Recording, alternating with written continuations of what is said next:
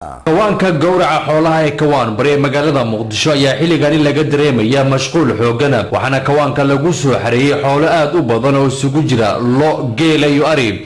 kuwaas oo loogu talagalay in lagu gowraco maalinta bariya oo ku beegan ciidul adha waxaana maanta kormeeray kawaanka malaaq cali malaaq shawri malaaq culow ugaas Cabdullaahi ugaas aadan iyo Suldaan Maxamed Sheekh Axmed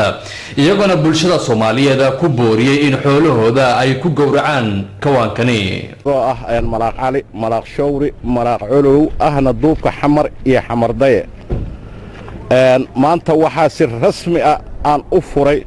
warshada xoolo qalka ee Kaaraan ee loo yaqaan kawaan bari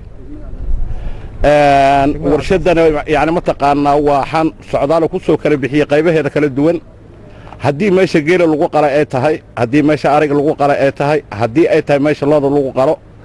hadii ay tahay xafiisyada waa nimanka shirkadan soo aasaasay waxay gaareen horumar wanaagsan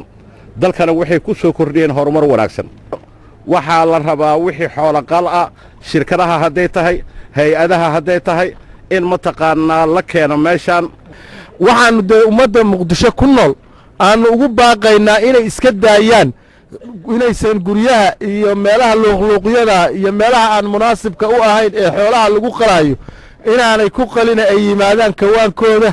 si ma garanaysaa shaqo walbaaba meesha ku wanaagsan oo munaasibka u ah si loogu fuliyo halkani waa kawaanka bari ee magaalada muqdisho oo xoolan noocan oo kala ah markii ugu horeysay lagu soo xareeyo kuwaas oo loogu talagalay munaasabadda ciidul adha